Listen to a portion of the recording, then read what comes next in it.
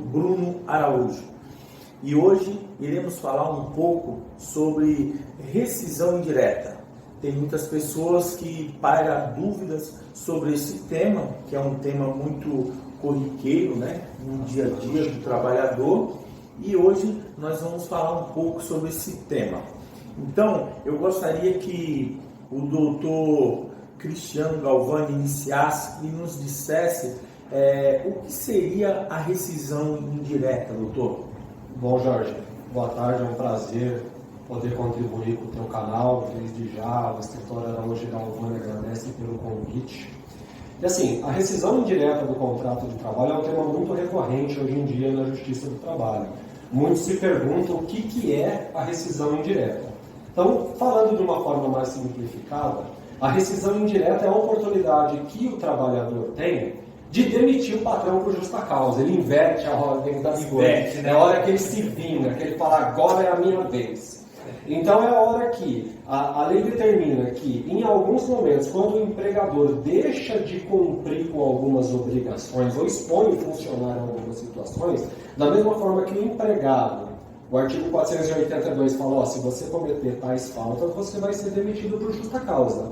O empregado tem a mesma oportunidade com o empregador, né? A lei dispõe que se ele descumprir algumas situações que estão expostas nas alíneas do 483, ele também pode ser demitido por justa causa. Tá? E é claro, tem alguns requisitos que a gente vai expor durante esse nosso bate-papo aqui.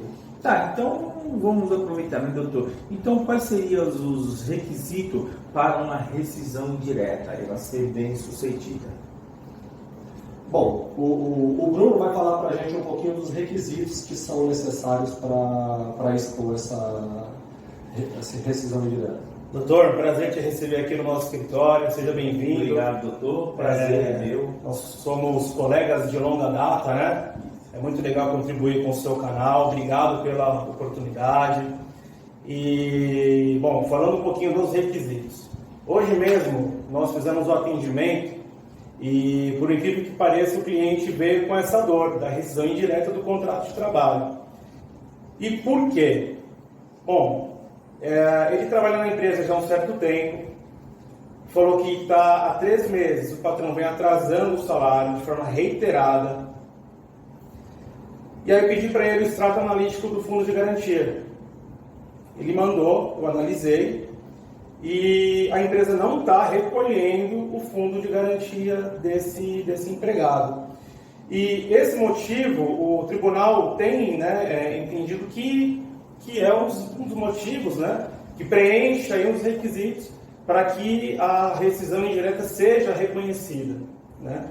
Então, assim, quando a gente fala dos requisitos, nós precisamos que a falta grave seja, de fato, algo condizente, algo que coloque um fim à relação de trabalho, né? Não é qualquer falta. Eu não posso levar essa dor para o judiciário, um simples atraso de salário ou um assunto que não tenha grande impacto à vida do trabalhador, grande relevância. Então, por exemplo, atrasos reiterados de salário, deixar de recolher o fundo de garantia, exigir do empregado que ele faça coisas além das suas capacidades. São esses alguns dos requisitos. Se o Cris quiser complementar só complementando o que o Bruno falou, muitos funcionários às vezes chegam para a gente, o trabalhador, e com a seguinte sugestão: doutor, eu não aguento mais trabalhar nessa empresa, só que eu não quero pedir demissão porque eu vou perder todos os meus direitos. Dá para entrar com a rescisão indireta? Isso é verdade. É muito comum que isso aconteça. E na qualidade de advogado é sempre muito bom procurar um advogado especialista em direito do trabalho para que ele possa te orientar da forma correta, né? Hoje o nosso escritório ele foca todas as atenções para o direito do trabalho e a gente é importante que sempre o empregado procure um advogado especialista em direito do trabalho para que esse advogado possa identificar se ali estão presentes os requisitos da justa causa. para que ele não venha sofrer nenhuma penalidade durante o processo. Porque muitas vezes ele acha que tem o direito, mas não tem e pode ser punido por isso durante o processo. Só para ficar claro aí para o ouvinte, que essa justa causa que o doutor está falando, que é aquela questão, né? É o trabalhador agora que está mandando o patrão embora. Perfeitamente, a justa causa patronal. A justa causa onde o empregado vai lá e fala, patrão, acabou. Isso é muito importante, porque as pessoas confundem muito e acham que por qualquer motivo ele pode entrar com rescisão direta. Não. E aí? A relação contratual ela exige que haja boa-fé, né? É um dos princípios essenciais da relação de trabalho, é a boa-fé. Da mesma forma que o empregado se propõe a prestar o serviço com qualidade e entregar e recebe uma contraprestação que é o salário por isso, a empresa também é obrigada a honrar com esses compromissos. A partir do momento que ela deixa de honrar, aí o empregado pode pleitear essa rescisão indireta e mandar o patrão embora. E aí nós estamos diante de uma quebra contratual, né? Perfeitamente. Doutor, agora uma outra coisa importante, e se o juiz não reconhecer a rescisão indireta, né?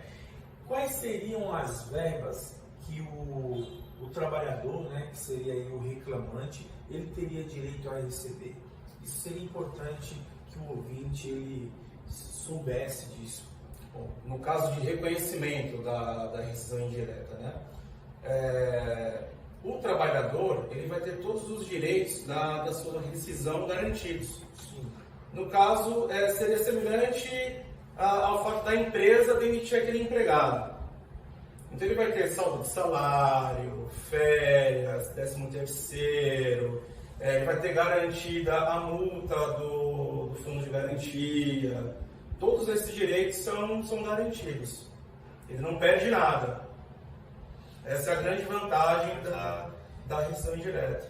E num caso, o contrário disso, doutor, aí o trabalhador, ele acreditando que tem direito dessa rescisão indireta e o advogado, em alguns casos também desapercebido ou não é um advogado que tem especialização na área, né? Ou talvez o cliente é teimoso também, né? O advogado fala, não dá, é perigoso, ele fala, não, eu quero, ele insiste, e aí quando o juiz vai sentenciar, ele sentencia diferente do pleito do reclamante.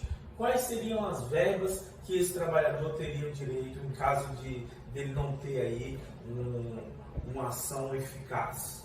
No caso de não ser reconhecida a rescisão indireta, porque a rescisão indireta, dependendo da falta que o empregador comete, o parágrafo 3º do artigo 483, ele dá a possibilidade para o empregado de continuar trabalhando ou não. Porque você pode ingressar com a ação de rescisão indireta e continuar trabalhando, normalmente. O máximo que pode acontecer é o patrão falar, pô, você é cara de pau, meu. Você acabou de me processar e continuar trabalhando, ele ir e encerrar aquela relação contratual, demitir, ou simplesmente pedir para o empregado assim, ó, vai embora para a sua casa. Cada patrão vai ter uma atitude diferente. Mas assim, se chegar ao final, ele continuar trabalhando, se no pedido, se não houver pedido para rescindir aquela relação, o juiz ele vai ficar uma bola quebrada.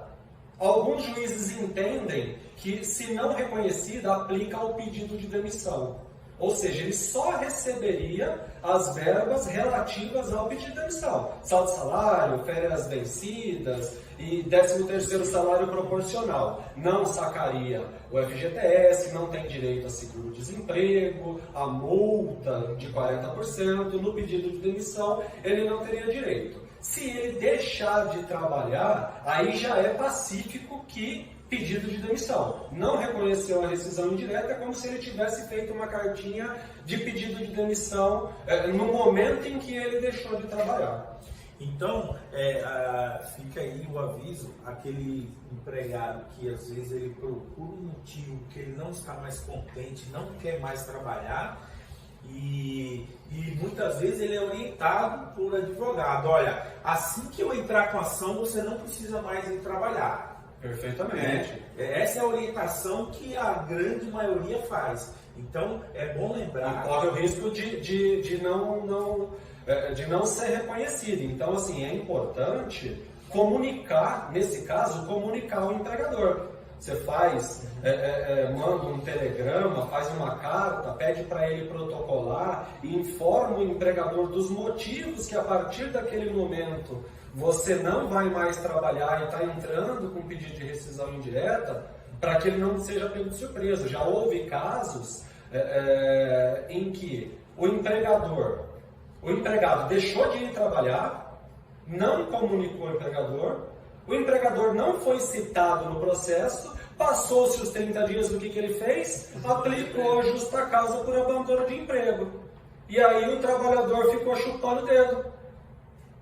Então tem que ter muita atenção. Por isso que a gente sempre reforça a ideia de que sempre que você for procurar um advogado para cuidar desse tipo de situação, que seja um advogado trabalhista que conhece do assunto, né? Para que ele possa te orientar, um advogado de sua confiança, para que ele te oriente a tomar a melhor decisão, escolher o melhor caminho. Eu queria pedir para o doutor Bruno que falasse um pouco mais sobre as hipóteses que pode ser aplicada a justa causa e alguns exemplos aí para que os nossos ouvintes ele tenha um pouco dessa ideia, para que não faça do Poder Judiciário aí uma aventura, né? Porque tem muitas pessoas que se aventuram e entender que essa aventura pode custar caro para ele. Ah, com certeza. Bom, como eu falei no início do vídeo, né? Hoje nós fizemos um atendimento e o cliente, o que ele narrou?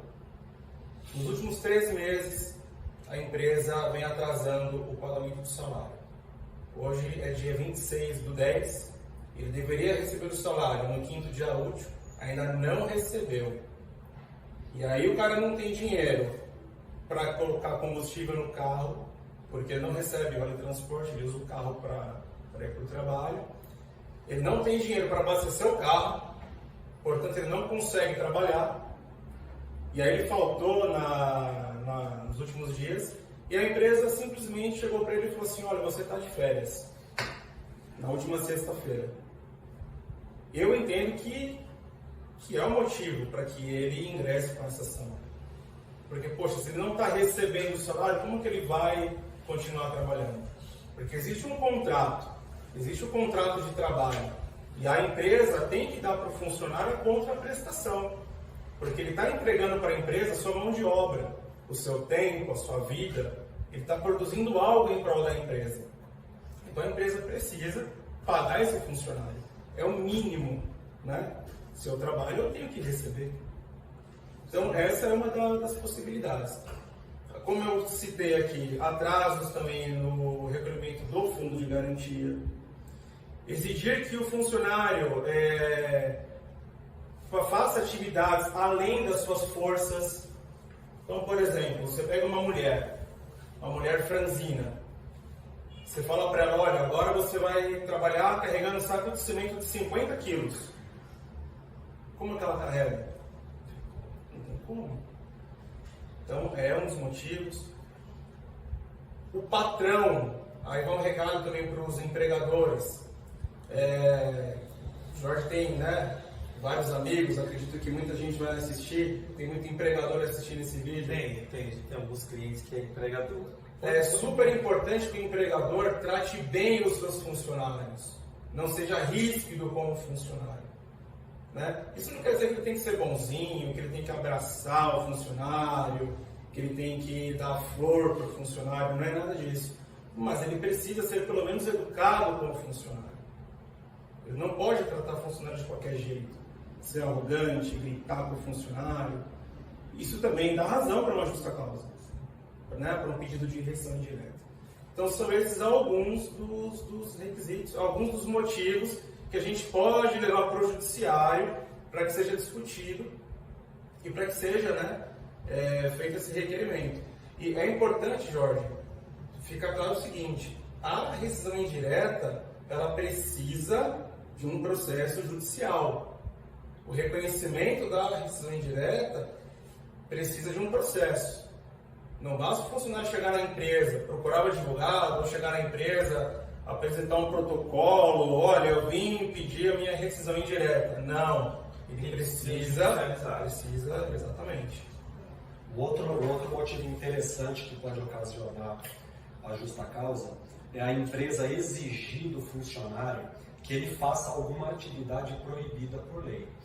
Um exemplo muito interessante que nós presenciamos aqui no escritório, uma recepcionista não, atendente de loja.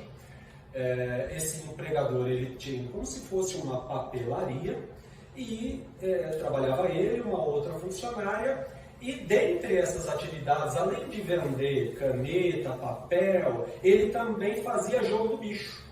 E o jogo do bicho é uma atividade que é proibida, né? Que pese não seja crime, mas ela é proibida. Tanto é que se você for contratado por alguém para fazer jogo do bicho, a lei não reconhece essa relação de trabalho. Por quê? Porque é proibido por lei. Então, assim, se você é contratado para ser um recepcionista ou um vendedor de uma papelaria, de uma hora para outra seu patrão fala assim, ó, a partir de agora, todo dia, 11 horas da manhã eu tenho que sair, mas tá ali a maquininha e a anotação do jogo do bicho, você vai fazer o jogo do bicho e me entrega no final do dia. Mas é só 2 horinhas. Ele está te obrigando a exercer uma atividade que é proibida por lei. E se demonstrado em juízo que você era obrigado a fazer, é motivo capaz da rescisão indireta. Ou até que, se não for proibido por lei, que ele seja contrário aos bons costumes. Nem sempre o que é contrário aos bons costumes é proibido por lei. A gente dá um exemplo aqui, é meio esdrúxulo, mas o da prostituição.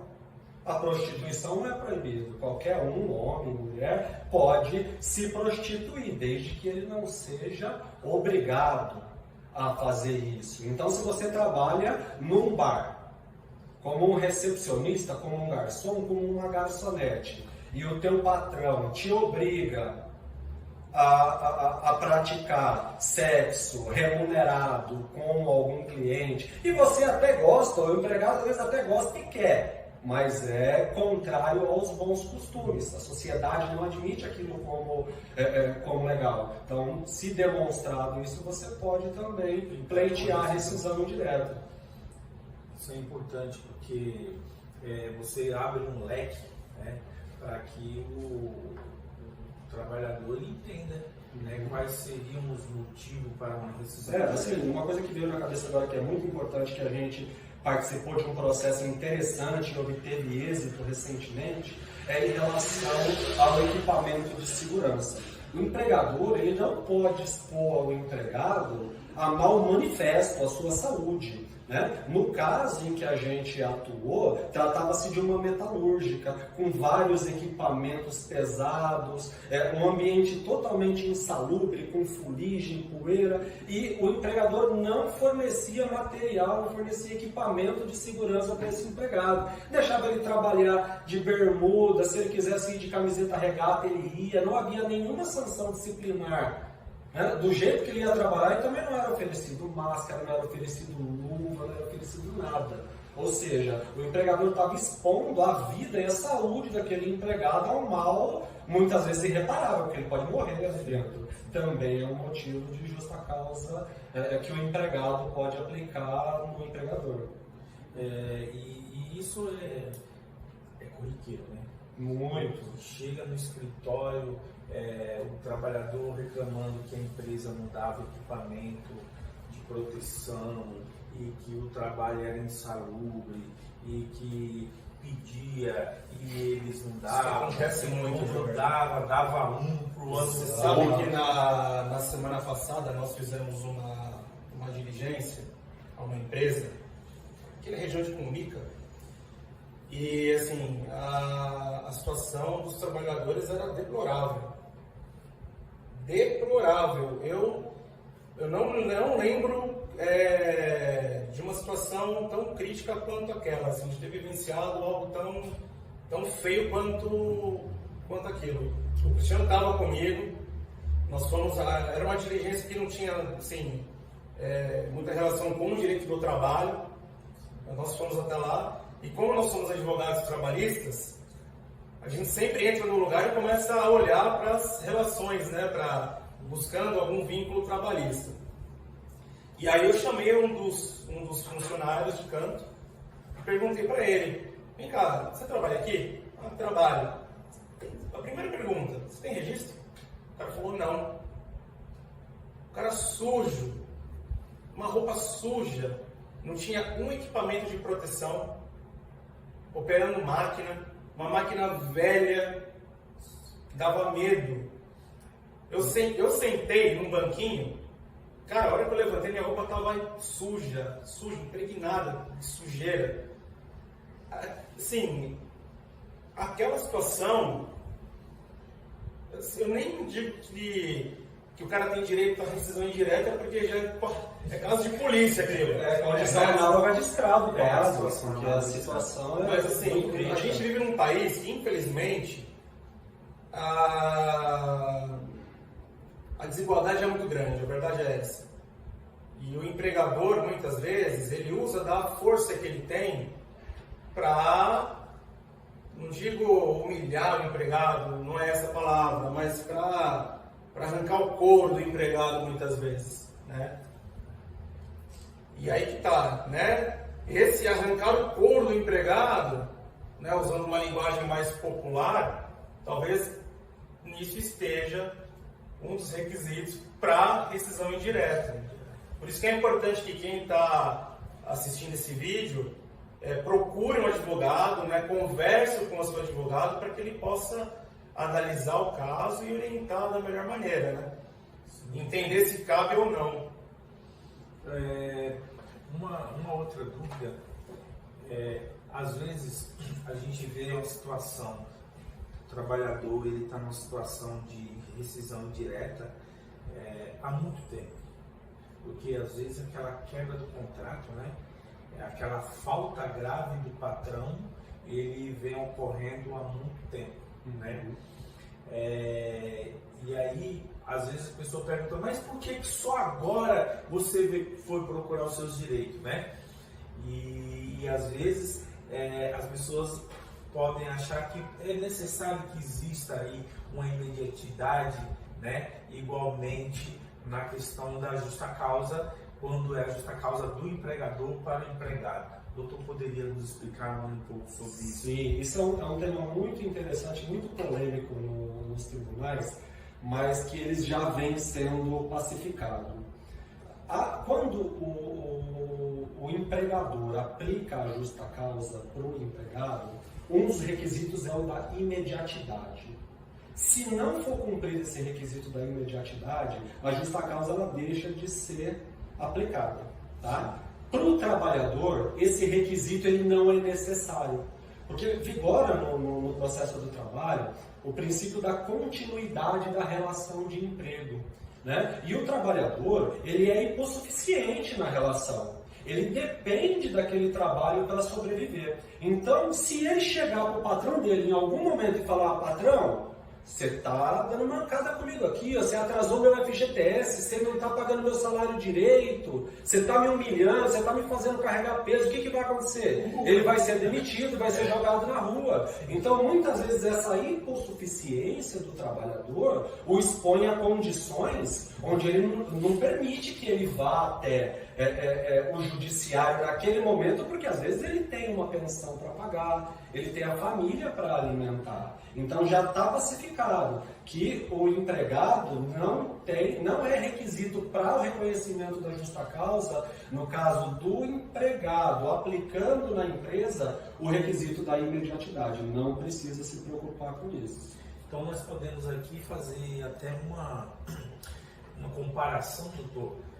Assim como o Código de Defesa do Consumidor, ele protege o consumidor, coloca ele como uma parte mais fraca, né? Hipossuficiente da relação de consumo, coloca coloca-se também um direito de trabalho do trabalhador, né? Porque é lógico. Eu já tive casos no escritório do cliente chegar para reclamar, por exemplo, sobre o vale transporte, que o patrão paga quando quer, ele fica sem o dinheiro do vale transporte e o patrão manda ele se virar, né? E aí ele vai até o advogado, acreditando que o advogado vai pegar o telefone, ligar para o patrão e falar assim, ó, deposita o dinheiro do rapaz aí, como se você fosse resolver ali. Vontade até dá, mas infelizmente não...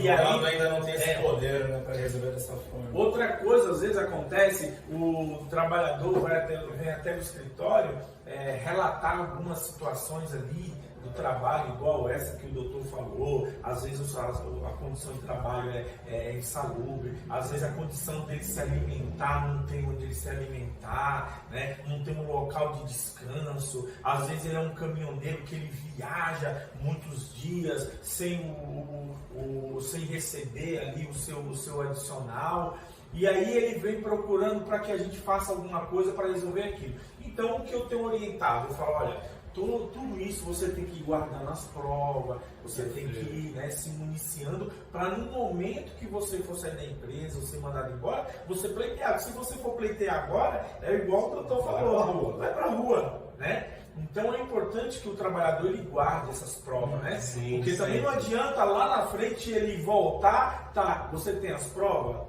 Não tem as provas. Então, se não tem as provas, fica difícil, né? A gente tem que ter elementos para poder trabalhar. Tudo que a gente alega na justiça do trabalho é necessário que se comprove, né?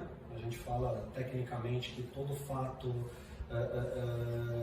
todo direito do autor ele deve ser comprovado. Então, se você está alegando, por exemplo, que que faz horas extras, de alguma forma você tem que provar. Ou por meio do cartão de pontos, se você marca ponto, ou de uma testemunha. Então essas provas são importantíssimas para que quando ele vá pleitear a rescisão indireta, ou qualquer outro direito trabalhista, ele possa comprovar.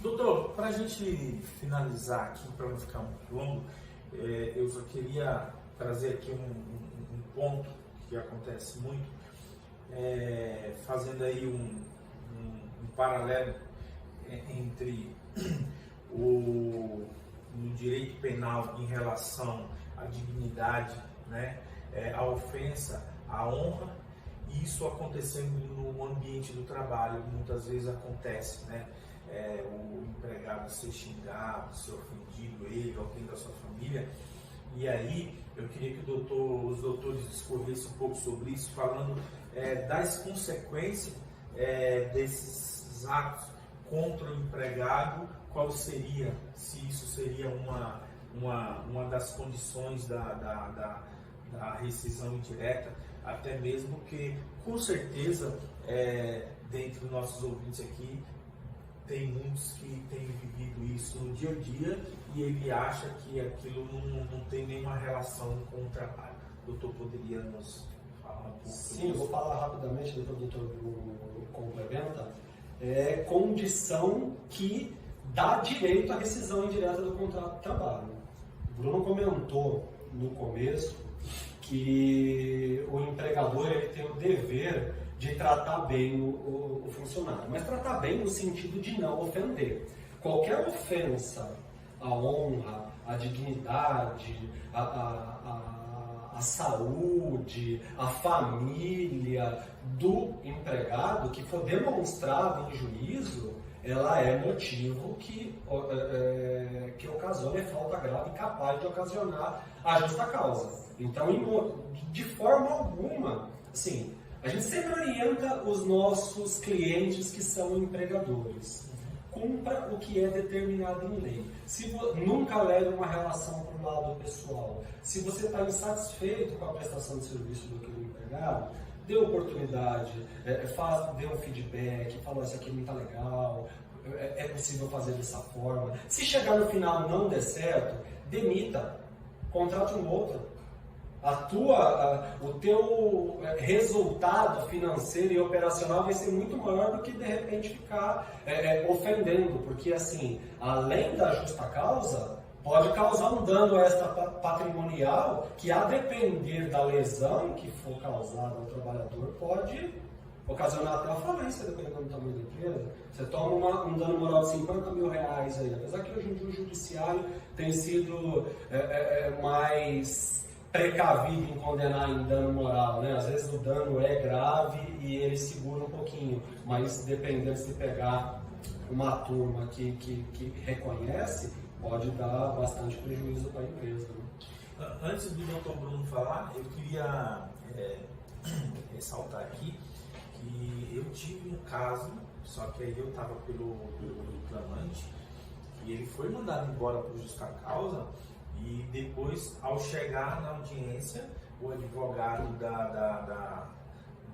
empresa, ele me trouxe, me relatou até boletim de ocorrência, onde isso foi o contrário, onde o trabalhador, ele usou de violência, ele ofendeu o colega do trabalho, a colega, muito grave, né, com palavras, e houve até boletim de ocorrência, né, fora outras coisas, aonde a empresa entendeu que tinha que mandar ele por justa causa, né? Então, é bom que o ouvinte ele entenda, assim como a empresa também tem que ter bônus, né?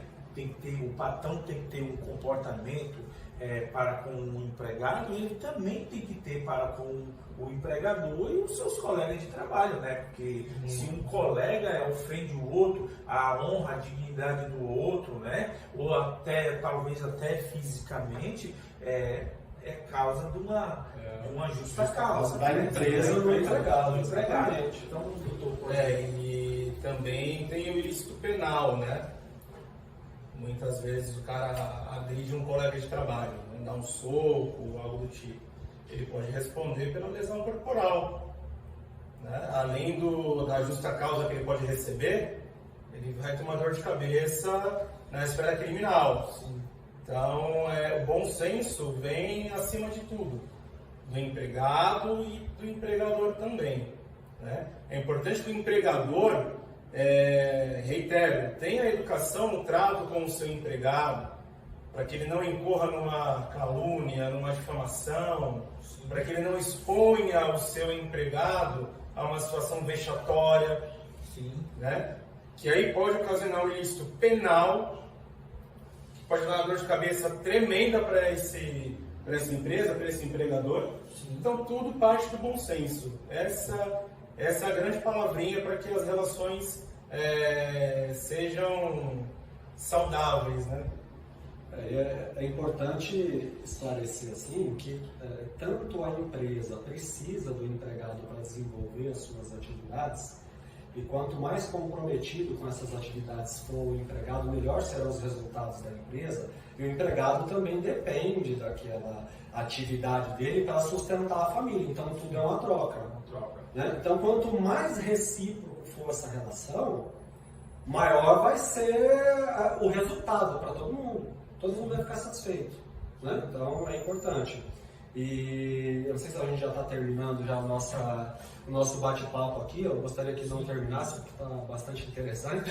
Mas o tema é instigante, vamos dizer assim. E é amplo, né? Amplo.